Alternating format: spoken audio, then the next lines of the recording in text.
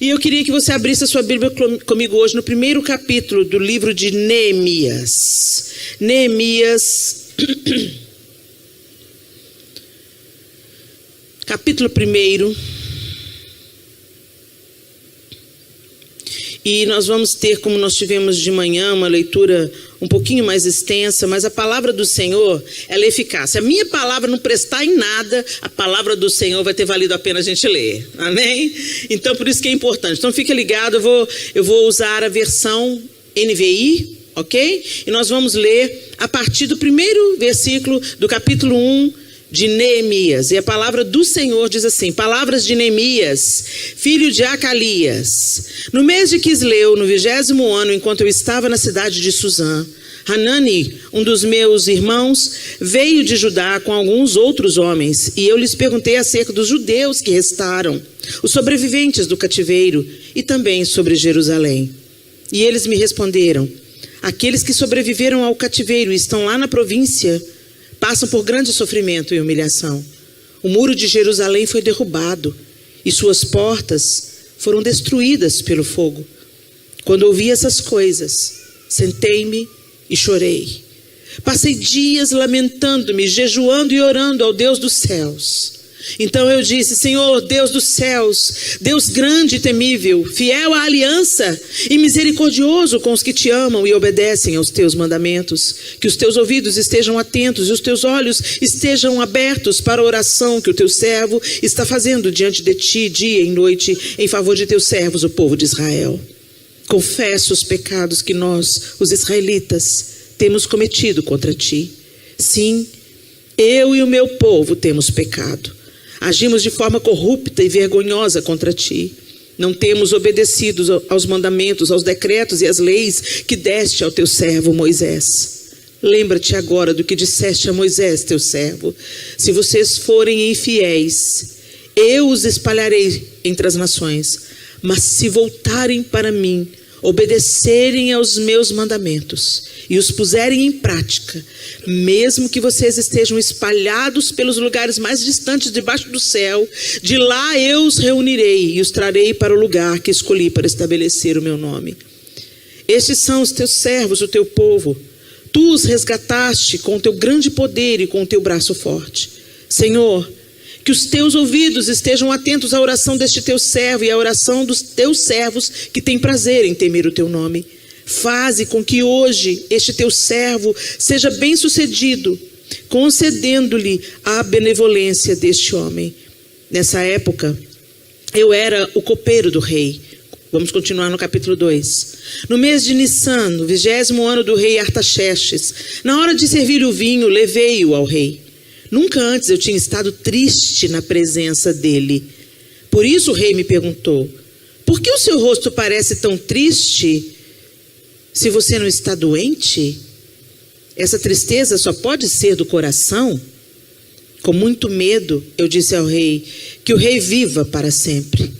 Como não estaria triste o meu rosto se a cidade em que estão sepultados os meus pais está em ruínas e as suas portas foram destruídas pelo fogo?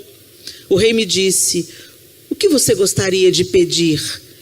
Então orei ao Deus dos céus e respondi ao rei: se for do agrado do rei e se o seu servo puder contar com a sua benevolência, que ele me deixe ir à cidade onde meus pais estão enterrados em Judá, para que eu possa reconstruí-la. Então o rei, estando presente, a rainha sentada ao seu lado, perguntou-me: quanto tempo levará a viagem? Quando você voltará? Marquei um prazo com o rei e ele concordou que eu fosse. A seguir, acrescentei: se for do agrado do rei, eu poderia levar cartas do rei dos governadores do Trans-Eufrates para que me deixem passar até chegar a Judá. E também uma carta para Asaf, guarda da floresta do rei, para que ele me forneça madeira para as portas da cidadela que fica junto ao templo, para os muros da cidade e para a residência que irei ocupar. Visto que a bondosa mão de Deus estava sobre mim, o rei atendeu os meus pedidos. Senhor, essa é a tua palavra e nós pedimos que o Senhor fale conosco nessa noite, cada um na sua necessidade e particularidade. O Senhor, que é um Deus todo-poderoso, conhece o coração de cada pessoa aqui. Que o Senhor nos comunique aquilo que o Senhor quer nos comunicar nessa noite, para a glória do teu próprio nome, em nome de Jesus. Amém. O povo de Israel estava disperso pela sua desobediência. Moisés havia conduzido o povo através do deserto, conduzindo-os à terra que mana leite e mel, Canaã. E quando eles chegaram diante da cidade, depois de terem passado pelo Sinai, e o Senhor ensinou o seu povo como eles deveriam viver a partir dali, eles vão para Canaã, e quando eles chegam diante da terra de Canaã, os espias entram e voltam com um relatório. 2 deles voltaram com um relatório otimista. Eia, subamos, que o Senhor nos entregará essa terra. Mas os outros voltaram desalentados, dizendo: por que o Senhor nos trouxe aqui? Nós seremos consumidos como gafanhotos? Eles não creram que o Senhor Todo-Poderoso, o mesmo Deus que havia executado juízo sobre os deuses egípcios através de 10 pragas, o mesmo Deus que havia poupado do extermínio o seu povo e os seus primogênitos, o mesmo Deus que havia aberto o mar, o mesmo Deus que havia conduzido-os até Elim, o mesmo Deus que havia feito eles atravessarem o deserto, aquecendo com uma coluna de fogo durante a noite e protegendo-os com uma coluna de fumaça durante o dia, o mesmo Deus que os havia preservado de todo mal, eles não creram que ele era suficiente para entregar a terra. Então eles mesmos pronunciaram sua sentença: somos como gafanhotos diante do povo da terra, eles são gigantes e nós seremos exterminados. E Deus disse: então vai ser como vocês disseram, vocês não creram que eu posso fazer? Então essa geração vai percorrer o deserto até que caia no deserto e seja enterrada no deserto essa geração que não creu. Todos os de 20 anos para cima morreram, exceto Josué e Caleb, os 2 únicos que creram que Deus era suficiente para prover a terra prometida.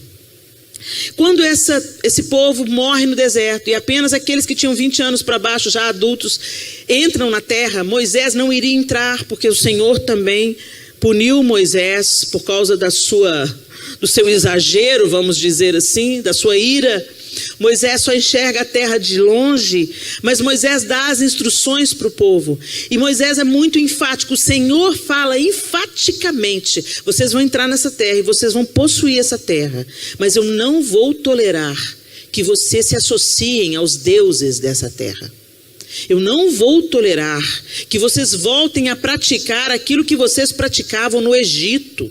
Porque o povo de Israel estava no Egito há 400 anos. Logo, eles estavam totalmente contaminados pela idolatria do Egito. Por isso Deus tira o povo do Egito e leva para o Sinai. E o primeiro mandamento é: eu sou o Senhor, o Deus que te tirou da terra do Egito. Somente a mim adorarás e somente a mim prestarás culto. Então a primeira coisa que Deus fala é se apresentar para o povo e fala: vocês não vão viver adorando falsos deuses, porque senão vocês morrerão. Mas vocês vão me conhecer e eu serei o seu Deus e vocês serão o meu povo. E a promessa era que daquele povo Deus traria um Messias que salvaria toda a humanidade.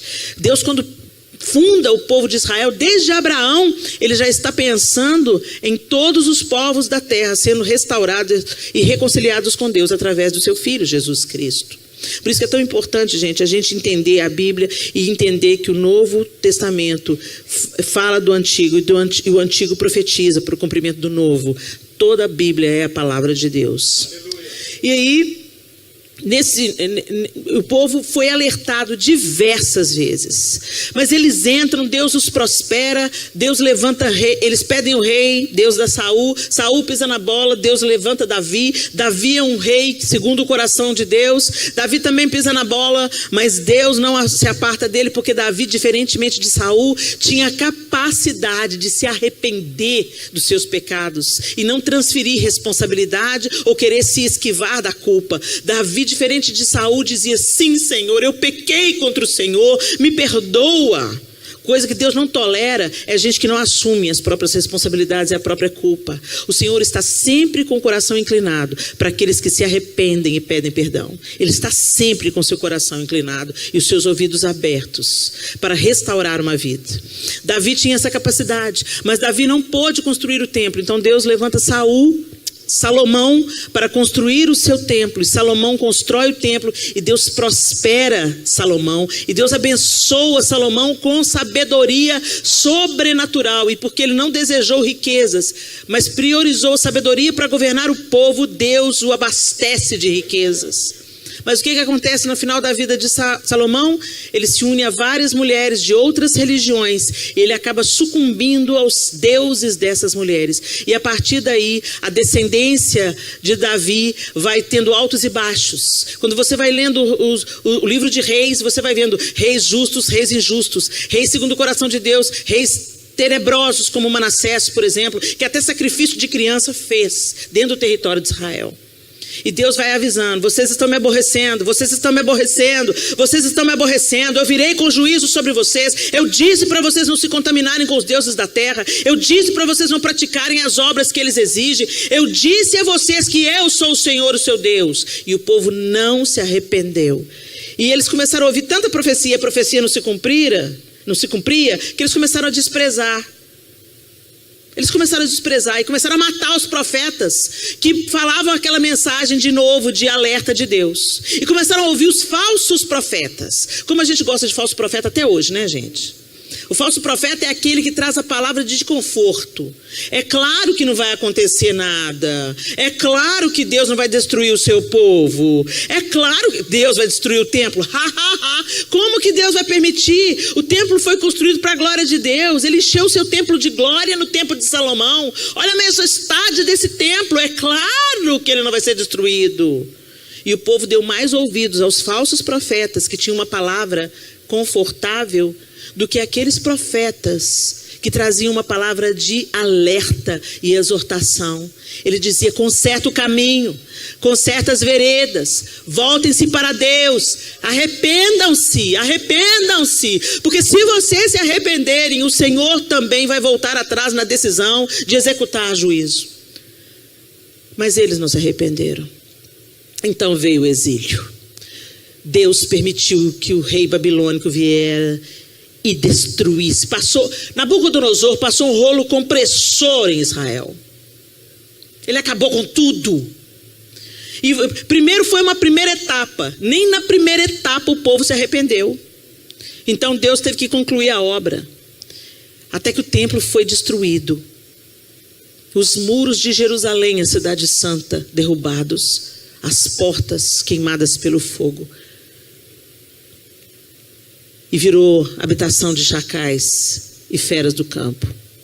E é nesse contexto que Neemias, sabendo as notícias, e ainda assim os falsos profetas diziam: não, mas isso logo vai passar, logo o povo vai voltar. E Deus falou: não, pode ficar em Babilônia, pode construir sua cidade aí, pode ter seus filhos e se casar aí, porque vão levar muitos anos. Eles tiveram que ficar no exílio 70 anos. E nesse intervalo, Neemias, que servia ao rei Artaxerxes, era mordomo do rei, ficava sabendo das notícias e ficava devastado. É a mesma coisa de você estar aqui nos Estados Unidos e você está tendo uma vida até boa. Deus está te provendo, Deus está te cuidando, Deus te deu um bom emprego e aqui você tem prosperado. Mas aí você fica sabendo as notícias das suas famílias lá no Brasil. Quantos venezuelanos estão aqui nos Estados Unidos construindo uma vida? Eu conheci uma vez venezuelana lá na região da Flórida. E ela disse: pastora, a situação do meu país é muito séria, porque eu tento enviar remédio para minha família no Brasil. Chega no aeroporto, eles confiscam. É Venezuela. Eu falei: o quê? Falei: misericórdia. Está quebrado em nome de Jesus. Senhor, nos ajude. Tem misericórdia de nós, Senhor. Perdoa os nossos pecados, Senhor. Perdoa os nossos pecados. E o que estava acontecendo na Venezuela. E ela falou assim, olha, eu tento mandar dinheiro, não chega. Eu tento mandar mantimento, não chega. Eu tento mandar roupa, não chega. Eu tento mandar remédio, não chega. Eu falei, como não chega? Vai pelo correio, ela vai pelo correio. Mas chega no aeroporto, eles abrem as caixas e distribuem a seu bel prazer. Isso é opressão. Isso é opressão. Você não tem direito, você não tem liberdade, você não tem privacidade, você não tem. E você tem as coisas que você envia. Então que prazer que você teria? Fala comigo. Se você estivesse vivendo num sistema assim, sabendo que a sua família está lá no Brasil sofrendo opressão. Imagina comigo uma situação. Não só sofrendo a miséria, a necessidade, as coisas que acontecem na vida, pelo desemprego, mas sofrendo injustiça, sendo abusados, sendo saqueados, sendo oprimidos e dominados. Como você se sentiria? Como você fica aqui sabendo que a sua mãe tá lá sem ter direito a receber uma ajuda que você quer mandar para ela? E está doente e precisando de um remédio. Era isso que estava no coração de Neemias. A cidade onde os pais dele estavam enterrados, a nação que eles conheciam, o templo que eles conheciam, toda a vida que eles conheciam, estava devastada. E aí ele se apresenta diante do rei Artaxerxes para servi-lo como sempre, mas ele estava dessa vez com um semblante triste. E o rei olha para ele. Mas o interessante é que antes dele se apresentar para cumprir o seu trabalho, para fazer o seu trabalho, ele faz uma oração. Ele faz uma oração. Para a gente recomeçar, gente, precisa de oração. Para a gente andar na direção certa, precisa de oração. A gente tem que conversar com Deus. Às vezes a gente fala para todo mundo o que só Deus pode resolver. Jesus orava. Por que você acha que você não precisa de orar? Jesus se retirava para orar. Recentemente eu ouvi um pastor dizendo assim que ele não tinha tempo para orar porque ele estava muito envolvido com a obra. Como aqui é? Como é que você faz a obra de Deus e não fala com Ele? Que engano de Satanás é esse? Quando a gente faz boas obras, o diabo não treme não, gente. O diabo treme quando a gente ora. Por que o show gospel lota e a oração das 5 da manhã continua vazia? Porque mostra onde está o nosso coração. Como é que está a sua vida de oração? É a primeira pergunta da noite. Como é que anda a sua vida de oração, meu irmão, minha irmã? Você fala com Deus? Eu não estou falando da oração religiosa para cumprir o check. Cumprir minha oração religiosa. Falei com Deus. Não estou falando da oração na hora da comida. Senhor, obrigado por esse alimento que está à mesa, que às vezes você ora igual uma reza. Você ora no meio do prato, você fala, eu orei. Porque está tão no automático que você não lembra se você orou ou não. Você não dá graças de verdade. Oh Deus, tem comida no prato. Bendito seja o teu nome. Que privilégio, Senhor. A gente tem comida. A gente banaliza as bênçãos diárias de Deus. A gente tem sempre um nariz empinado e uma reclamação para fazer sobre aquilo que a gente não tem.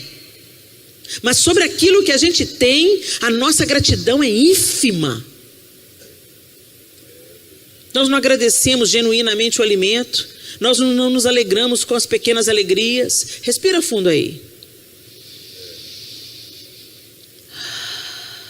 Você fez isso sem um respirador. Olha que bênção. Você tem fôlego de vida. Deus te deu mais um dia para viver. Glória a Deus.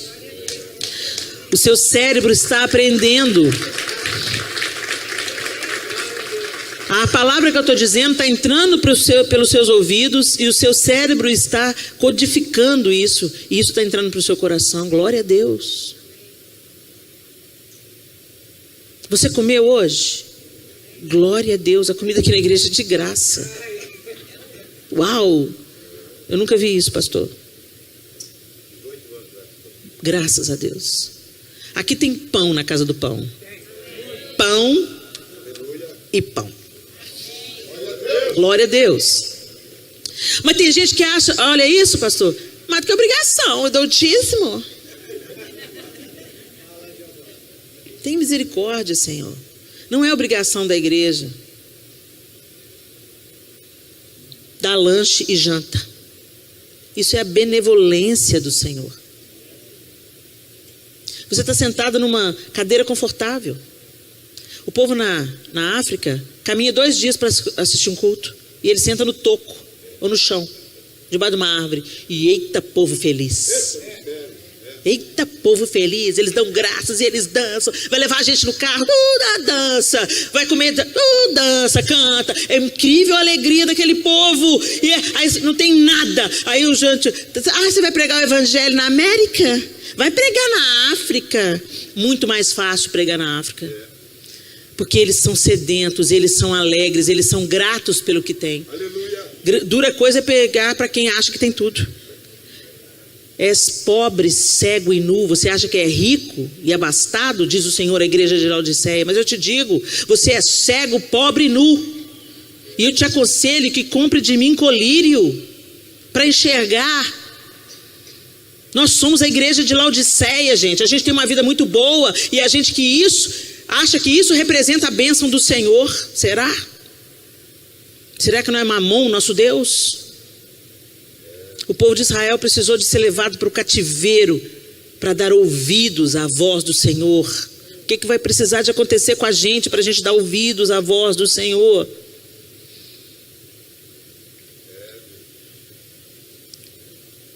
Neemias então é levantado e ele faz essa oração. E a oração de Neemias no capítulo 1, depois eu te aconselho, lê de novo. Mas todo o tempo ele fala de um jeito: Senhor Deus dos céus, Deus grande e temível, fiel à aliança e misericordioso com os que te amam e obedecem aos teus mandamentos. Ele começa invocando a misericórdia de Deus, porque ele sabe que ele é culpado, que o povo dele é culpado, e que aquele resultado não era em vão.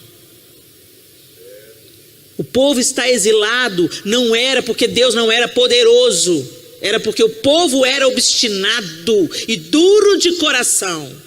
E Deus precisou de levar esse povo para o exílio para resgatá-los novamente mais tarde. Neemias faz essa oração e ele diz: confessa os pecados que nós, os israelitas, temos cometido contra ti. Essa é a segunda pergunta. Você tem ciência dos seus pecados e você tem confessado diante do Senhor?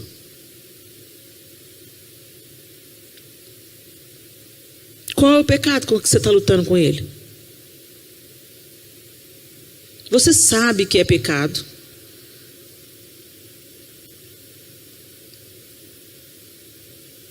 Mas você tem reconhecido diante de Deus e confessado? Porque o pecado que é perdoado é o pecado confessado. Não é o pecado escondido. O Senhor tem perdão para todo pecado. Está no pecado? Não interessa o seu pecado. É cabeludo, é tenebroso. Confessa e deixa. Confessa diante de Deus. Arrependa-se. Arrependimento, gente, não é chorar, não. Senhor, estou pecando, Senhor. E amanhã vai e faz de novo. Arrependimento é mudança de direção. Eu sei que isso é caminho de morte. Eu sei que está bom, mas que vai me levar para a sepultura. Vai me separar de Deus, vai estragar minha vida lá no futuro. Então eu digo não. E se preciso for, eu saio correndo, como José fez. Eu saio correndo, porque eu não confio na minha natureza carnal, que é inclinada para o que é mal. Mas eu amo a Deus, então eu amo a Deus obedecendo a Deus. Então eu viro de costas para o pecado e eu sigo a Cristo. Eu renuncio ao pecado, porque eu sei que o salário do pecado é a morte. Eu confesso e deixo. Neemias faz essa oração confessando, se arrependendo por ele e pela sua nação. Você tem orado pelo Brasil, gente? E você tem orado pelos Estados Unidos. Essa agora é a sua casa. Você veio para cá. É daqui que você está tirando o seu pão. Então abençoa essa terra. Abençoa o seu patrão. Para de murmurar sobre o seu salário. Seja um agente da vida lá limpando a casa, consertando o telhado, construindo. Seja, sabe, um edificador. Abençoe a terra de onde você está tirando o seu pão. Ore por esse povo que já foi tão fiel ao Senhor e que hoje está se desviando dos caminhos dele. Ore pela nova geração americana, porque eles estão comendo do que os seus ancestrais semearam, mas eles não estão semeando para a próxima geração. Estão vivendo, lotando as clínicas de aborto, praticando toda sorte de impiedade e desfazendo aquilo que a palavra de Deus diz. É a igreja é o país que evangelizou o mundo inteiro. Eu sou fruto de missionários norte-americanos que estão enterrados no Brasil. Eu e a minha casa. Houve uma família norte-americana que orou pelos meus pais durante 18 anos, até a conversão deles. E eu estava na sala aos 11 anos de idade, quando eu vi aquele mesmo casal fazendo apelo para a salvação e meus pais se rendendo a Cristo na sala da minha casa. Depois de 18 anos de oração e perseverança, que deixou um legado. Hoje eu estou aqui na terra do pastor John e da irmã Joy, pregando o evangelho. Aleluia. E isso é fruto da semente deles. As nossas sementes não ficam estéreis quando nós plantamos diante de Deus. E mesmo que a gente não veja, a eternidade vai revelar aquilo que, o legado que é deixado para a glória do nome do Senhor. O que me chama a atenção é que Neemias ora ao Deus que é rico em misericórdia, porque sabe que só Ele pode resolver a situação do seu povo. Segundo, ele ora se identificando e confessando os seus próprios pecados e os pecados da sua nação. Você ora pelos pecados da sua família? Você pede perdão pelos pecados dos seus filhos? Sabia que Jó fazia isso? Jó sacrificava por ele e pelos seus filhos. Isso lhe foi imputado por justiça. Ele foi chamado de justo porque ele fazia isso. Você ora pelos seus filhos. Você pede perdão pelos seus próprios pecados e pelo pecado dos seus filhos. Você pede perdão pelos seus próprios pecados, pelos pecados da sua família e pelos pecados da sua nação.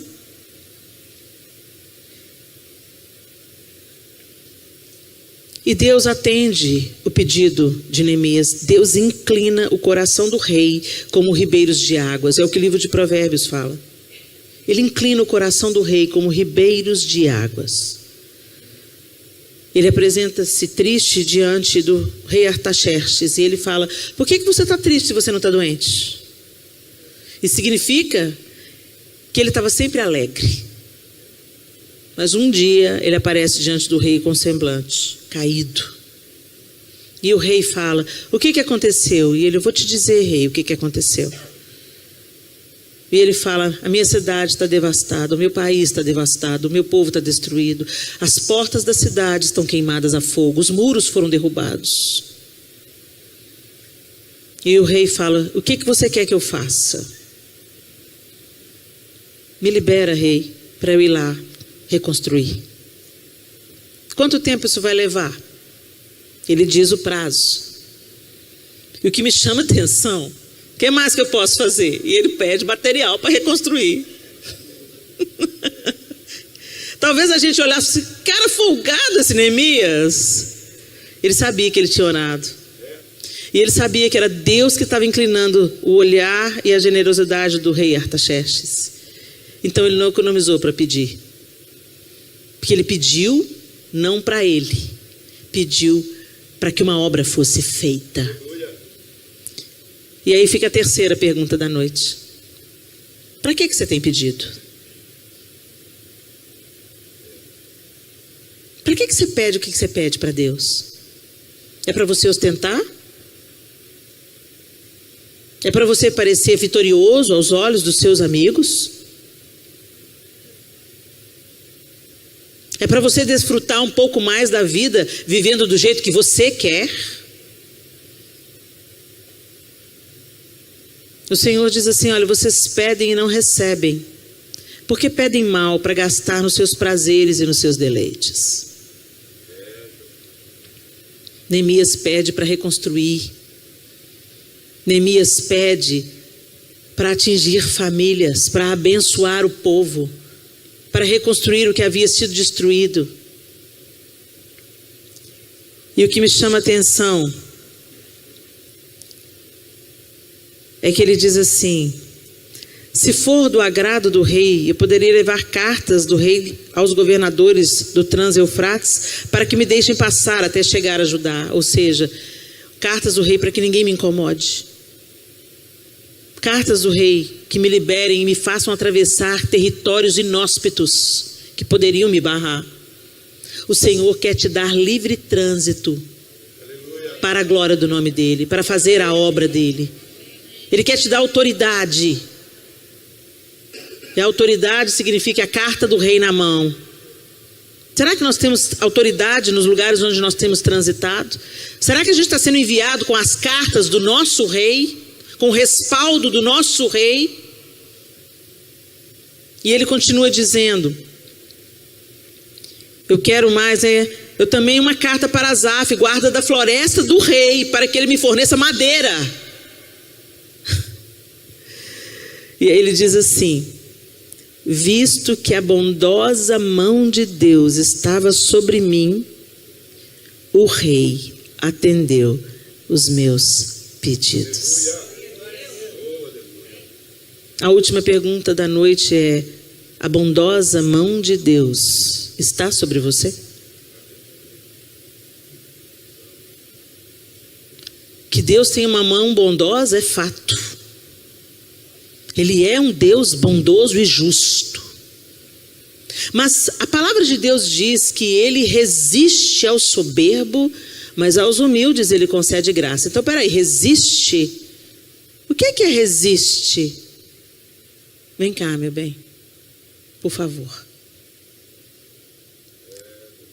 A mão de Deus resiste ao soberbo. Eu resisto ao soberbo. Eu resisto ao soberbo. O que é resistir?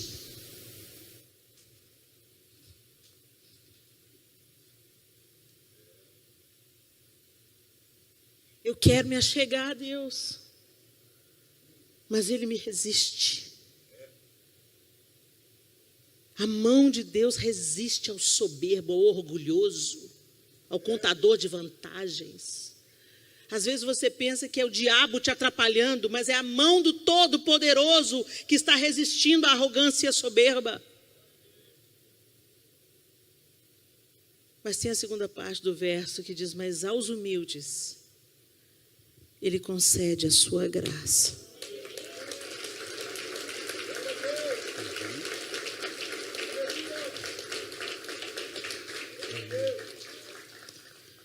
O Senhor quer te abraçar, te envolver na graça misericordiosa,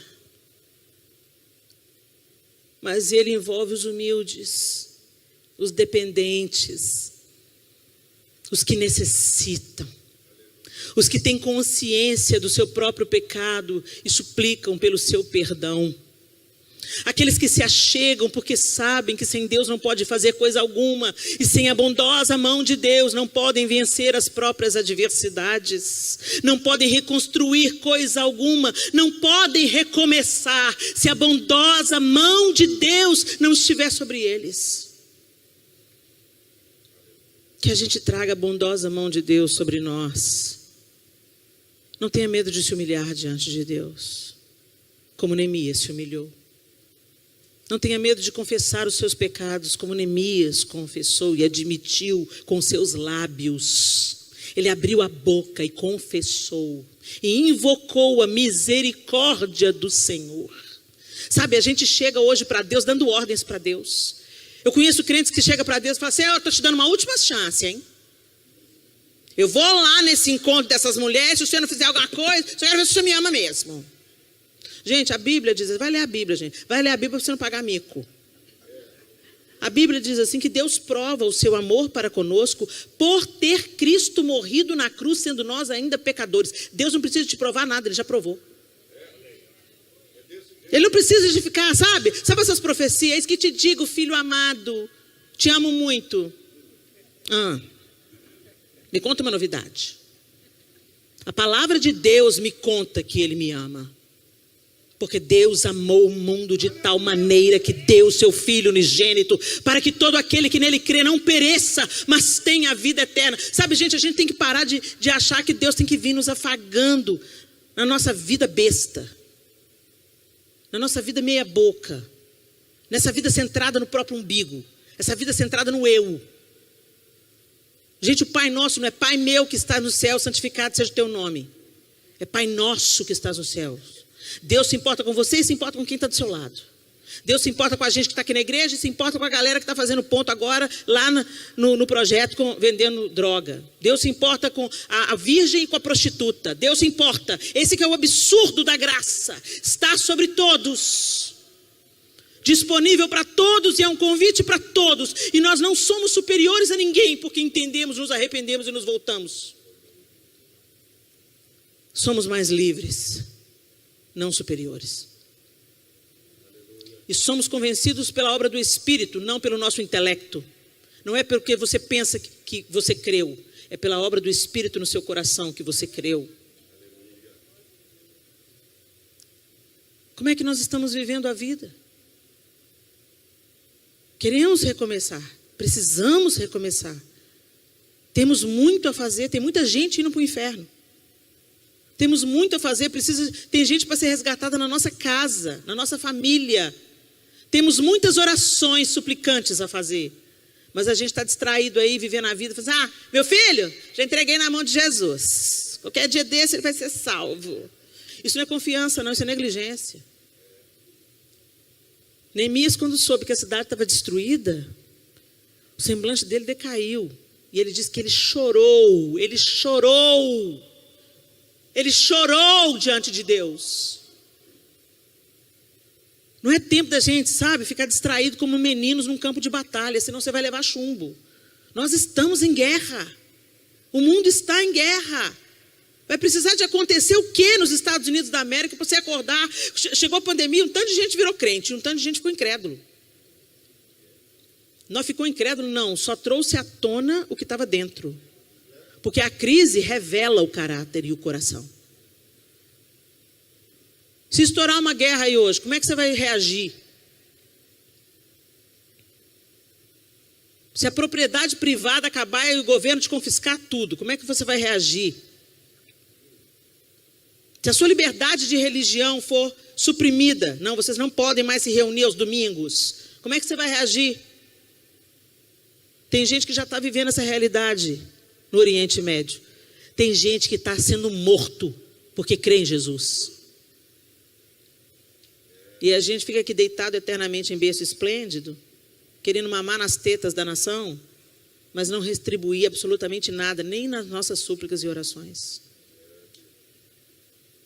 Que Neemias seja uma inspiração para todos nós.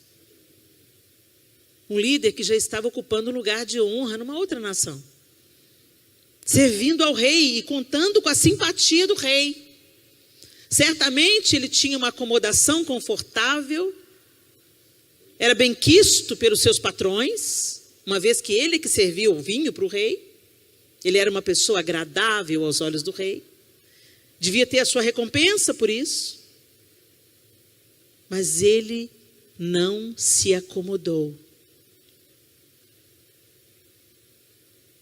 Ele não se dobrou diante dos deuses da terra. Às vezes o conforto e o dinheiro são deuses poderosos que nos afastam do principal. Tem gente que veio para a América falando, não, eu tenho um chamado missionário, mas se vendeu para Mamon, como Judas vendeu Jesus por 30 moedas. Às vezes você vende Jesus por um schedule. Não tenho tempo para ir para a igreja, não tenho tempo para ir para o acampamento, tenho que trabalhar muito. Trabalhe, meu irmão, digno ao trabalhador do seu salário, trabalhe. Deus não respalda preguiçoso, trabalhe, mas trabalhe para a glória de Deus. Trabalhe sem abandonar o Senhor, trabalhe consciente de quem te dá saúde para trabalhar é o Deus dos céus, rico em misericórdia e poder.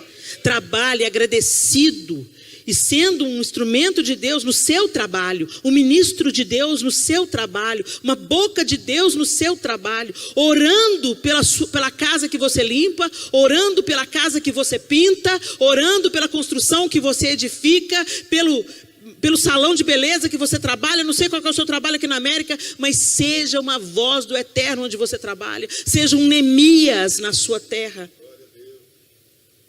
Nessa terra que Deus te entregou Seja um porta-voz de Deus. E não se esqueça da que você deixou para trás. Ore pela terra da sua casa. Ore pela sua parentela que ainda não conhece a Jesus. Ore pelos seus filhos que se desviaram do caminho. Ore pelo seu casamento para que ele não seja destruído, para que ele seja reedificado, fortalecido, porque o seu casamento edifica a próxima geração. Chore pelas suas causas e pelas causas dos seus irmãos. Chore pela sua nação e por essa nação que te acolhe. Invoque o Deus rico em misericórdia e peça a Ele o material que precisa ser liberado para que você reconstrua o que precisa ser reconstruído. Neemias precisava de madeira para reconstruir os portões da cidade. Talvez você precise de um pouco mais de misericórdia para reconstruir o seu casamento. Um pouco mais de humildade para permanecer nessa igreja ou na igreja onde você congrega. Um pouco mais de doçura para responder àquele que te fere. Um pouco mais de resiliência para permanecer firme ao invés de desistir. Qual é o material que você precisa, meu irmão? E ele termina dizendo: eu consegui tudo que eu queria, porque a bondosa mão do Senhor estava sobre mim. Deus se alegra. Deus tem prazer na alegria dos seus filhos. Deus tem prazer em prover os seus filhos. Deus tem alegria em estender a mão bondosa sobre nós para nos fazer prosperar. E prosperidade é muito mais do que dinheiro, vocês me entendam muito bem. Prosperidade é paz no lar. Prosperidade é um casamento sarado. Prosperidade são filhos na presença de Deus. Prosperidade é a ausência de necessidades e a possibilidade de abençoar outras pessoas com o ganho do seu trabalho. Isso é prosperidade. Prosperidade não é riqueza, prosperidade não é a bolsa cara, prosperidade não é status, prosperidade não é parecer rico para os seus amigos no Brasil. Prosperidade é você viver a vida que Deus tem para você viver com alegria e paz dentro do seu lar. O Senhor quer reedificar os muros que estão devastados, reconstruir os portões que foram queimados na sua casa, na sua família, nos seus relacionamentos. Mas para isso, que a gente aprenda com Neemias. Começa com a oração, arrependimento de pecados, confissão. Invoque a misericórdia do Senhor. Mude de caminho. Eu volto a dizer, arrependimento não é chorar e continuar na prática do pecado. Arrependimento é chorar e escorrer do pecado. Não confiar na sua carne. Pedir ajuda. Pastor, estou com problema com pornografia, não estou conseguindo me libertar. Pega ajuda terapêutica. Em alguns casos é preciso até de ajuda psiquiátrica para se livrar da pornografia, dessa maldição dessa pornografia que está jantando os casamentos. Não pense você que você vai ver pornografia para apimentar a sua relação. Isso não existe. Começa com isso, é igual droga. Começa te dando prazer e termina destruindo o seu casamento, reprogramando o seu cérebro. Muda a maneira como você vê sua esposa.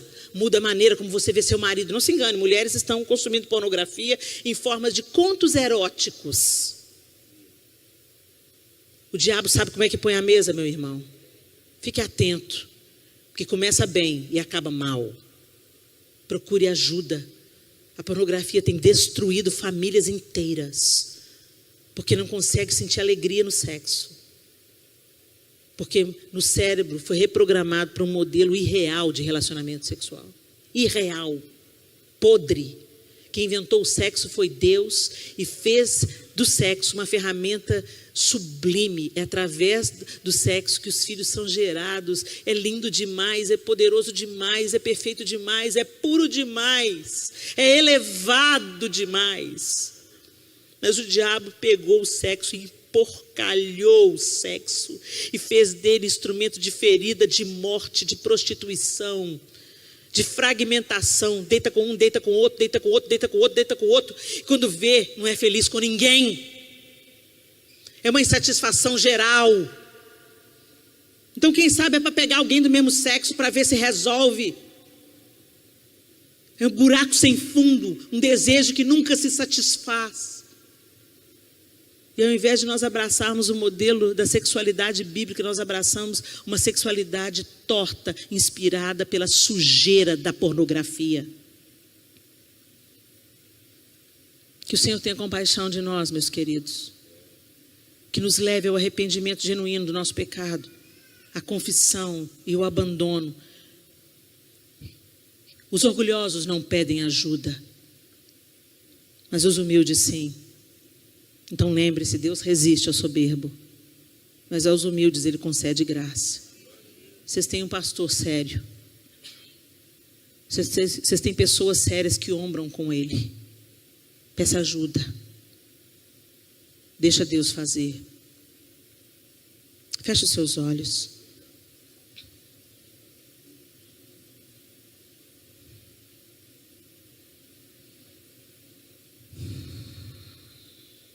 Senhor, Deus dos céus, Deus grande e temível, fiel à aliança e misericordioso com os que te amam e obedecem aos teus mandamentos.